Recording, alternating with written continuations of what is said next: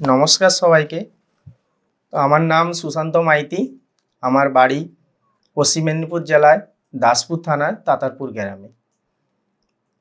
পরমেশ্বর পিতাকে করব ধন্যবাদ, জীবন্ত খ্রিস্ট যিশুর নাম থেকে খ্রিস্ট যিশুও করব ধন্যবাদ। তো ঈশ্বরের সান্নিধ্যে আসার আমার আগের জীবনের সমস্যা, যে ঈশ্বরকে যে কারণে চেনা, যে 2023 সালে 27শে জুন হঠাৎ করে আমার ভোরেতে পেটের যন্ত্রণা শুরু হয়। তো ওখানে প্রচুরই পেটের যন্ত্রণায় কাটা ছ্যাঙলের মতো গড়াতে থাকি বিছনাতে। তো পাড়ার লোকজন এতটাই চিৎকার করি, পাড়ার লোকজন প্রায় জমা হয়ে যায় বাড়িতে। তো ওখানে লোকাল ডাক্তারকে ডাকা হয়। তো উনি এসে আমাকে প্রায় 4-5টা ইঞ্জেকশান দেয়। ইঞ্জেকশান দেওয়ার পর কিছুটা সুস্থির হয়। তো উনি দেখার পরে বলছে যে সমস্যা জটিল আছে, তো হসপিটাল বা নার্সিংহোমে কোথাও ভর্তি করতে হবে। তো ওখান থেকে বাড়ি থেকে আমাকে বের করা হয়, এবং বের করে যখন আমার বাড়ি থেকে রাস্তা একটু দূরে, তো নিয়ে যাওয়ার সময় আমাকে দাঁড় করে চলিয়ে নিয়ে যাচ্ছে। তো 5-6 হাত যাওয়ার পরে কি আমি নিচে বসে পড়ি, আর শক্তি থাকে না আমার শরীরের মধ্যে। তো টলিয়ে করে ওখান থেকে আমাকে না হসপিটালে ভর্তি করে, ঘাটাল হসপিটালে। তো ওখানে প্রায় স্নাইন এবং মেডিসিন দেওয়ার পরে প্রায় 2 দিন কেটে যায়, কোনো ক্রমে পেটের যন্ত্রণা কমে নেয়। তো ওখান থেকে আমাকে ঘাটাল নার্সিংহোমে ট্রান্সফার করা হয়। তো ওখানে ডাক্তারবাবু রিপোর্ট করার পর বলে যে প্যাঙ্কাটাইটিস হয়েছে। তো ওখানে নেজাল টিউব দেয় আমার নাকের মধ্যে। তো নেজাল টিউব দেওয়ার পরে আমি রাত্রিতে খুলে ফেলি কোনো কারণে। তো তারপরেও কি নেজাল টিউব প্রায় যেটা 6 mm ছিল সেটা 8 mm দিয়ে দেয় নাকের মধ্যে, এবং স্যালাইন গুঁজে দেয়, কোনো খাবার দাবার দেয়নি। তো ওইভাবে ওইখানে 5 দিন প্রায় কেটে যায়। তো কাটার পরে কোনো আমার সুস্থির জীবন পাইনি। তো ওখান থেকে আমাকে লিভার গ্যাস্ট্রোলজি সোনারপুরে নিয়ে যাওয়া হয়। তো সেখানে যখন নিয়ে যাওয়া হয় অ্যাম্বুলেন্সে করে, তো ওখানে ডাক্তারবাবুরা দেখে আমার কন্ডিশন দেখে বলছে যে 25,000 টাকা করে প্রত্যেক দিন পার ডে খরচা হবে। তো আমরা মধ্যবিত্ত পরিবারে থাকি, তো সেখানে থেকে অত খরচা ব্যয় আমার শুনেই কি আমার ভয় লেগে যায় যে আমার পরিবার কিভাবে চালাবে বা কোথা থেকে পাবে। তো এইভাবে ওখান থেকে চলে আসি। তো আসার পথে অ্যাম্বুলেন্সে যখন আমার বাবা আমার স্ত্রী তো ভেঙে পড়ে যে কি করব একে নিয়ে। তো পেটের যন্ত্রণা অনবরত হতে থাকে, চিৎকার করতে থাকি রাস্তার মাঝে। তো ওখান থেকে বলি যে আমার নাকে নেজাল টিউব দেওয়া হবে না, নেজাল টিউব বাদে যে আমাকে কেউ যদি ট্রিটমেন্ট করে কোথাতেও, তো সেখানে আমাকে নিয়ে চলো। তো ফুলেশ্বরে যে সঞ্জীবনী নার্সিংহোম আছে হসপিটাল, ওখানে আমাকে ভর্তি করা হয়। তো প্রায় 7 দিনের মতো ওখানে রেখেছিল, 7 থেকে 10 দিন।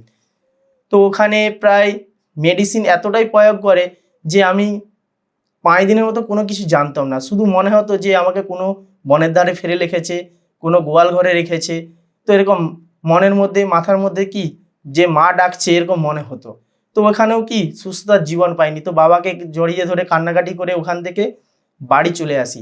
তো এতটাই কন্ডিশন খারাপ ছিল, তো বাড়িতে ব্যবস্থা রেখেছিল অক্সিজেন, স্যালাইন এবং ডাক্তারের। তো বাড়িতে আসার পরে তো ওখানে ডাক্তার ডেকে না আসা হয়। তো 8 ঘন্টার মধ্যেই সেই পুনরায় কি পেটের যন্ত্রণা শুরু হয়ে যায় এবং শ্বাসকষ্ট হয়। তো ওখান থেকে আমাকে যে পুনরায় ডাক্তার বলেছে যে কি কোনো বড় নার্সিংহোম বা কোনো ব্যবস্থাতে ভর্তি করো।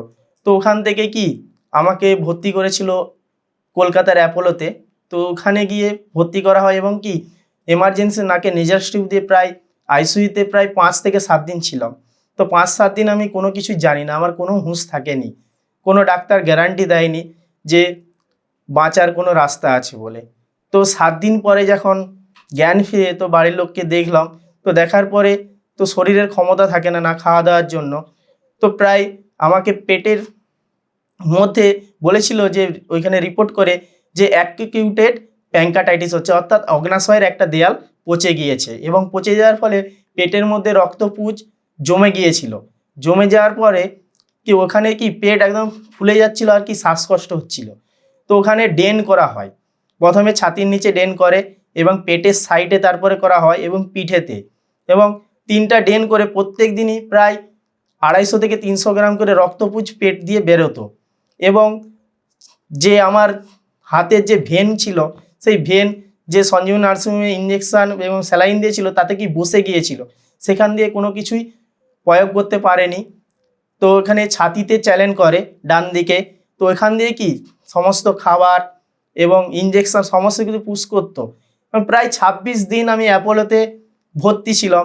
তো বাড়ি ব্যয় সাপেক্ষ ছিল প্রচুরই। তো মালিক ওখান থেকে কিছু সাহায্য করেছিল, টাকা যোগান দিয়েছিল যে পরে শোধ করে দেওয়া হবে বলে। তো এরকম ব্যয় করে 26 দিন প্রায় চলে যায় সময়, তাতেও কি আমি সুস্থতার জীবন পাইনি। যে ওখানেও স্টেন লাগিয়েছিল পেটের মধ্যে, প্লাস্টিক স্টেন, যাতে সুস্থতার জীবন পাওয়া যায়। তো এখানে লাগানোর পরে তো সুস্থতার জীবন পাইনি। 26 দিন ওই একই রকমই, কোনো আমি রাত্রি বা দিন হচ্ছে সেটাও বুঝতে পারতাম না, যে বৃষ্টি হয়েছে বর্ষাকালে সেটাও আমি বুঝতে পারতাম না। তো বাড়ির জন্য ওখান থেকে আমাকে এআইজি হায়দ্রাবাদে নিয়ে যাবে বলে প্লেনও বুক করেছিল। তো ওখান থেকে ট্রান্সফার করে এআইজি হসপিটাল নিয়ে যাবে, কি ফিটনেস সার্টিফিকেটও নিয়েছিল ডাক্তারের কাছে। তো যখন এয়ারপোর্টে পৌঁছাই কলকাতাতে, তো প্রায় 1 ঘন্টা আগে প্লেনের আগে পৌঁছেও গিয়েছিলাম সময়ের আগে। তো ওখানে আমার কন্ডিশন তখনও ছিল ওই 3টে ড্রেন ছিল এবং ছাতিতে একটা চ্যানেলও ছিল। তো বসেই গিয়েছিলাম কোনো ক্রমে যে বাঁচতে হবে, এই সুস্থতা কি এআইজিতে গেলে হয়তো আমি বেঁচে যাব ট্রিটমেন্টে, এরকম বাড়ির জন ভেবেছিল, আমিও ভেবেছিলাম। তো ওইখানে এয়ারপোর্টের যে ডাক্তারবাবুরা থাকে তারা আমার যে কন্ডিশন দেখেছিল, দেখার পরে বলছে যে এই রুগীকে নিয়ে যেতে হলে বন্ড পেপারে সই করতে হবে এবং 6 লাখ টাকা লাগবে। তো টাকা তো প্রায় অ্যাপোলোতে শেষ হয়েই গিয়েছিল, প্রায় বাবা যা ছিল শেষ করে দিয়েছে, আর আমার যে মালিক দিয়েছিল সেখানেও কি অনেক টাকা ব্যয় করে ফেলেছিল। তো এরকম ওখানে তো আর যাওয়া হয়নি। তো পিজিতে ভর্তি করবে বলে আমার বাড়ির লোকজন এবং সমস্ত কিছু ব্যবস্থা করে, তো সেই দিন রাত্রি হয়ে যায়। সেদিন রাত্রিতে আমি ওখানে যেতে পারলাম না পিজিতে, কেন বেড পাইনি বলে। তো যাদবপুরে একটা বেসরকারি নার্সিংহোমে ভর্তি করা হয়, শুধু রাত্রির জন্য আইসিইউতে ভর্তি করেছিল, এবং সেখানে রাত্রিটা কাটিয়ে পুনরায় আমাকে কি পিজিতে নিয়ে যাওয়া হয়। তো সেখানে কোনো ক্রমে কেবিনে ব্যবস্থা করেছিল, এবং সেখানে যখন আমাকে ভর্তি করা হয়, ভর্তি করার পরে যে 3টা ডেনই ছিল, প্রচুর কষ্ট হতো এবং কি রাত্রিতে ঘুমাতে পারতাম না, রাত জেগেই বসে থাকতাম যে কখন আমার বাড়ির জন আসবে আমাকে দেখতে দিবে এবং কখন আমার কাছে আসবে। তো ওইখানে এই যে পেটের সাইডে আমার ডেন ছিল, যেটা 8 mm ডেন ছিল, সেটাকে কি 12 mm ডেন লাগিয়েছিল পাইপ, যাতে কি ওখানে প্রত্যেক দিনই ইঞ্জেকশনের করে জল পুশ করে আবার কি জল টেনে বার করতো, যে পেটের মধ্যে রক্ত পুষছিল সেটা টেনে বার করে ওয়াশ করতো। তো প্রচণ্ড কষ্ট হতো এবং চিৎকার করতাম যে হয়তো আর বাঁচবো না, হয়তো মারাই যাব, যে পেটের ভিতরে এত সমস্যা হয়েছে যে কোনো খাবার দাবার তো নয়, কোনো কিছুই করতে পারছি না। আর এতটাই আমার ওজন কমে গিয়েছিল, যেখানে 78 কেজি ওজন ছিল সেখানে প্রায় 49 কেজি হয়ে গেছিলাম, যে সরতে পারতাম না। এক বেড থেকে আরেকটা ক্যাচারা করে যখন আমাকে রিপোর্ট করতে নিত, ক্যাচারা করে তুলে নিয়ে যেত 4 জন, যে আমি সত্যিই পারতাম, হয় আমাকে কোলে করে চাকি নিয়ে চলো, নাহলে ক্যাচারে করে চাকি নিয়ে যেতে হতো। কারণ পিজিতে যে পলিক্লিনিক আছে সেটা মেন পিজি থেকে প্রায় ডিস্টেন্স ছিল, সেখানে অ্যাম্বুলেন্সে করে আমাকে নিয়ে যেতে হতো। তো যখনই যেই দিন আসতো সেই দিনই আমি ভয় পেতে দিতাম, যে কেন, যে রিপোর্ট করার সময় আমাকে সরতে হবে, আমাকে উঠতে হবে, বসতে হবে, সেই ক্ষমতাটা আমার ছিল না। তো এরকম যখন ওখানে থাকি এবং ওয়াশ করতো, প্রায় যখন পিজিতে প্রায় 15-20 দিন হয়ে যায়, তো আমার এক দিদি মামার মেয়ে আমাকে এই পরমেশ্বর পিতার কথা এবং তেনার পুত্র গুরু যিশুর কথা জানিয়েছিল, যে ভাই 2টো নামে ধন্যবাদ দিলেই কি তুই সুস্থতার জীবন পাবি। তো আমি বিশ্বাস করতে পারিনি, পরমেশ্বর পিতা এবং তেনার পুত্র গুরু যিশুকে অগ্রাহ্য করেছিলাম, যে কি 2টো নামে ধন্যবাদ দিলেই কি সুস্থতার জীবন পাওয়া যায়, যে জগতের মধ্যে এত ব্যবস্থা রয়েছে, হসপিটাল, বড় বড় ডাক্তারখানা, সেই সব কি জানতাম। তো এই 2টো নামে ধন্যবাদ দিলে কি সুস্থতার জীবন পায়, এরকমভাবে দিদি বলতো। তো আমি কখনোই স্বীকার করিনি। ওইভাবেই কি ওইখানে প্রায় 22 দিন কেটে যায় পিজিতে। তো এইবার কেটে যাওয়ার পরে ডাক্তারবাবুরা আমার এই সাইডের ড্রেনগুলো ধীরে ধীরে খুলেও দেয়, এবং যে মেন ড্রেনটা দিয়ে ওয়াশ করতো, তো প্রচুর রক্ত পচা গন্ধ বেরোতো। তো তখন কি প্রচুর যখন ওয়াশ করতো, প্রচুর চিৎকার করতো, আগুনের মতো পেটে জ্বলে যেত। এরকম 22 দিন কাটানোর পরে ডাক্তারবাবুরা বলেছিল যে বাড়ি চলে যাও, যে বাড়িতে গিয়ে থাকবে, তুমি খাওয়া দাওয়া করবে বাড়ির লোকের সাথে এবং ভালো হয়ে যাবে। আর বলেছিল যে 3 বোতল রক্ত নেবে, শরীরে এতটাই রক্ত কমে গিয়েছিল। তো ওখান থেকে অ্যাম্বুলেন্সে করে বাড়িও আসি, বাড়ি আসার পরে 3 বোতল রক্তও নেওয়া হয় আমাদের গৌড়াতে। তো রক্ত নেওয়ার পরে বাড়িতে এসেছি, তারপর সেই দিনটায় খুব সুন্দরী ছিলাম। তো তারপরের দিন পুনরায় আবার কি সেই বিকেল থেকে পেটের যন্ত্রণা আর হলদা বমি হচ্ছে শরীরের মধ্যে থেকে। তো পেটের যন্ত্রণা আর বমি, তো গড্ডাতেই থাকি। তো ডাক্তারবাবুকে ডাকে 3-4টে ইঞ্জেকশন দেয়, কোনো ক্রমে কি কমে যায় ওদিন। এবং মা বাবা কি করছে, আমাদের যে জাগতিক ব্যবস্থা রয়েছে, গুনিনের ঘর থেকে বিভিন্ন রকম গাছগাছরা ওষুধ নিয়ে এসেছে এবং পেটে লেপার জন্য বিভিন্ন কিছু ব্যবস্থা দিয়ে আমাকে লেপছে। তো আমি বারণ করেছিলাম, কিন্তু মা বাবা শান্তির জন্য আমি বলছি লাগাও, তোমাদের যদি শান্তি হয় তাতে আমারও শান্তি। তো ওই দিন কেটে যায়। তার পরের দিন পুনরায় সেই পেটের যন্ত্রণা আর সবুজ বমি শুরু হয়, আর পেটের যন্ত্রণা, বিছানাতে গড্ডাতে থাকি। সেই পুনরায় লোকজন আবার জড়ো হয়ে যায়। তো এইভাবেই কি ডাক্তারবাবু এসে বলছে যে একে আবার পুনরায় নার্সিংহোমে ভর্তি করো। তো প্রায় 3 মাস কেটে যায় এইভাবে। যে সেই 3 মাস কাটার পরে যখন নার্সিংহোমে আবার ভর্তি করে, তো সেখানে পুনরায় আমাকে কি নাকের মধ্যে নেজাল টিউব দেওয়া হয় এবং 5 দিন কেটে যায় ঘাটাল নার্সিংহোমে। তো 5 দিন কাটার পরও ডাক্তারবাবু বলছে যতদিন না এই হলদা বমি বন্ধ হয় পুনরায় একে এইখানে রাখতে হবে, কারণ এর রোগ সেরে ওঠেনি। পুনরায় রিপোর্ট করে। তো প্রায় 5 দিন হয়ে যাওয়ার পরে তো আমাকে AIG নার্সিংহোম হসপিটালে নিয়ে যাবে হায়দ্রাবাদে, বাড়ির জন ঠিক করে। তো অ্যাম্বুলেন্সে করে নিয়ে যাওয়া হবে, কারণ আমার কন্ডিশন এতটাই খারাপ ছিল যে কোনো ট্রেনের মধ্যে আমি যেতে পারবো না। আর আগে তো পুনরায় যে প্লেনে নিয়ে যাওয়া হবে সেটাও ক্যান্সেল করেছিল, যে পুনরায় ক্যান্সেল করে তাহলে কি আর যাওয়া হবে না। তো সেই দিন দিদি আসে, আমার ওই মামার মেয়ে, যে আমাকে পরমেশ্বর পিতার বার্তা দিয়েছিলেন এবং গুরু যিশুর বার্তা দিয়েছিলেন। সেই দিদিভাই আসে, আসার পরে এসেই বলছে যে ভাই পরমেশ্বর পিতার নামে ধন্যবাদ দে, গুরু যিশুর নাম থেকে গুরু যিশু কর ধন্যবাদ, তাতে দেখবি তুই সুস্থতার জীবন পাবি। তো দিদি আসে পুনরায়, তখনও মনে হয়নি যে এই দুটো নামে ধন্যবাদ দিলে কি সুস্থতার জীবন পাওয়া যায়, আমি নিজে বেঁচে যাব, মৃত থেকে বাঁচবো। তো দিদি আমার কাছে বসে ঘোমটা দিয়ে প্রার্থনা করছে আর বারবার বলছে যে ভাই ধন্যবাদ দে। আর বলছে তুই AIG নার্সিংহোম যাবি? আমি বলছি হ্যাঁ যাব। বলছে তুই যা, দেখবি রাস্তাতে তুই সুন্দর হয়ে গেছে, আমি তোকে প্রার্থনা করে দিচ্ছি আর তোর গাড়িতেও প্রার্থনা করে দিচ্ছি, তোর গাড়ি কি সুন্দরভাবে দেখবি স্বর্গদূত দ্বারা ঘেরাও করে নিয়ে যাবে। তো দিদির কথাটাই তখন আঁচড় কাটে, যে প্রায় দেয়ালে পিঠ থেকে যায়। কারণ যত টাকা পয়সা ছিল সমস্ত দিক দিয়েই কি জমি জমা বিক্রি করে আমার বাবা আমাকে বাঁচানোর চেষ্টা করেছিল। তো দিদির কথাটা তখন বিশ্বাস হয়, আঁচড় কাটে মনের মধ্যে একটা, যে সত্যিই তো দিদি, যে দিদির সাথে মামা বাড়িতে 1-2বার দেখা হতো বছরে, কখনো দেখা হতো নি, কিন্তু বারবার এই দিদি ছুটে আসছে কেন? তো দিদির কথাটা মনের মধ্যে একটা আঁচড় কাটে, যে সত্যি ধন্যবাদ দিয়ে দেখি, পরমেশ্বর পিতাকে ধন্যবাদ, গুরু যিশুকে ধন্যবাদ, এরকম বলতেই থাকি অনবরত। তো সন্ধ্যা গড়িয়ে যায়, প্রায় সন্ধ্যা 7টায়, তখন অ্যাম্বুলেন্সও চলে আসে। তো আমাকে ধরে ধরে সবাই অ্যাম্বুলেন্সে তুলেও দেয় এবং ক্যাচারে করে শু করিয়েও দেয়। শু করে দেওয়ার পর দিদিও উঠে পড়ে এবং আমার স্ত্রী, দাদা অ্যাম্বুলেন্সে করে আমার সঙ্গে যাবে বলে উঠেছিল এবং বাবাও ছিল সঙ্গে।